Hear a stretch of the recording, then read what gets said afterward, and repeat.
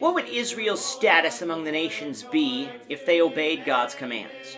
This is the question that we seek to answer today as we continue our verse-by-verse study of the book of Deuteronomy on Walking Through the Bible. The glory of his cross.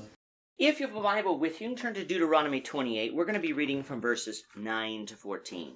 If you don't have a Bible, don't worry. Just follow along with us on the screen. The version that we'll be reading from is the New King James Version. So Deuteronomy 28, beginning of verse 9.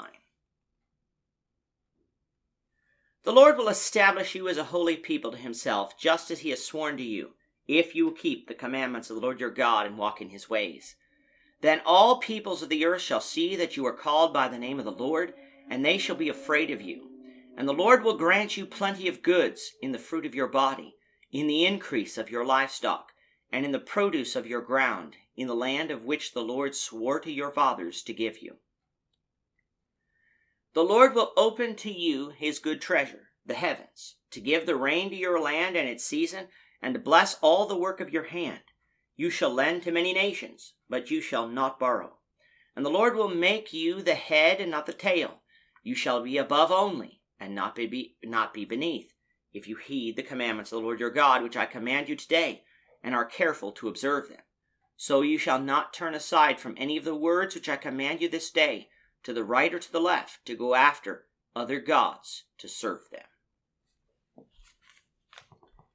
In our last lesson, we saw how God promised that he would bless Israel, but his blessings were contingent on them obeying his commandments. In actual fact, many of God's blessings, including all spiritual blessings, are contingent on obedience.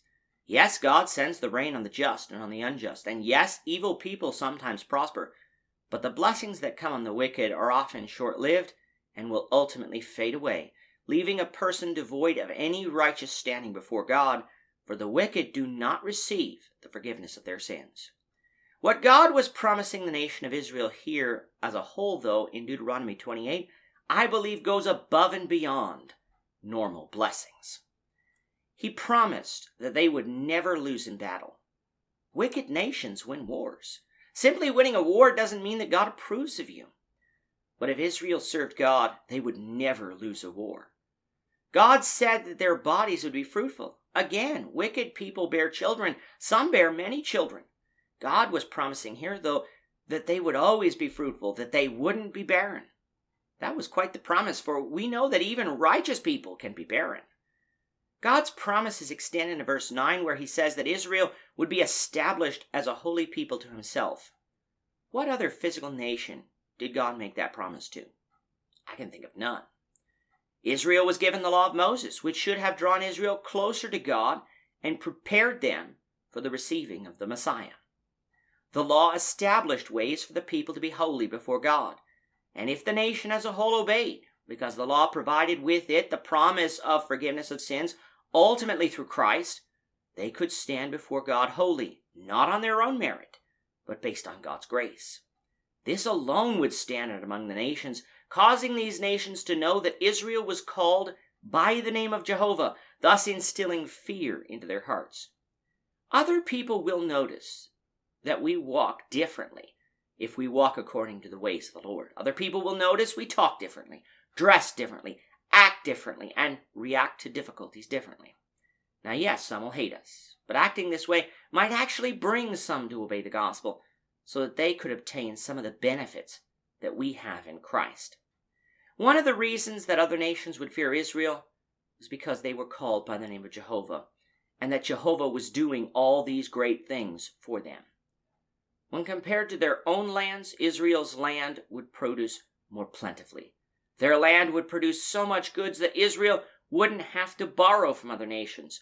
They would lend to other nations. Having to lend from someone means that the person you lend from can exert some sort of control over you until the loan is repaid. So if you don't need to take a loan out, then you are free from other people's interference in your life. And that's what verse 13 means when God said that he would make Israel the head and not the tail. He was promising them that they wouldn't be subjugated by other nations.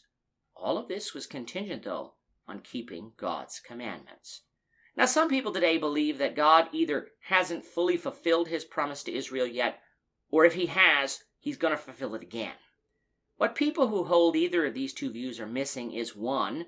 The promises were based on the nation keeping God's commandments. One of the commandments found in Deuteronomy is found in chapter 18, which told Israel to heed the prophet like unto Moses, the one whom is identified to the Jews in the New Testament as Jesus. So even if God was going to fulfill this promise yet again for Israel, Israel on the whole would have to obey Jesus.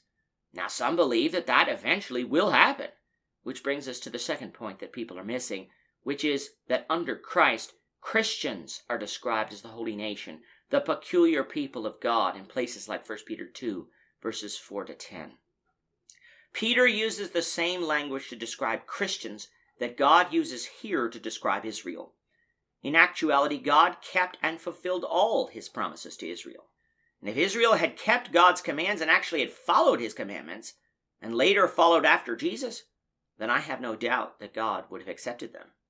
But because they rejected the Messiah, God did punish them, just as he said he would. Moreover, when Christ comes again, it won't be to set up an earthly kingdom in a new state of Israel with Jerusalem as its capital. He will come to judge this world as a whole and to destroy it, according to 2 Peter 3, verses 1 to 13. In order to be saved, we must be children of God, Christians, and that can only be achieved through faithful obedience to the words of Jesus found in the New Testament. With that, our time is up for today. Lord willing, we hope you'll join us for tomorrow's discussion of Deuteronomy chapter 28, verses 15 to 24, as we continue our walk through the Bible, one verse at a time. Thank you for watching today's episode. We hope that you found it edifying and ask that you not only subscribe to our channel and podcast, but that you like and share this episode among your friends, so that the saving gospel of Jesus Christ can go out to the whole world.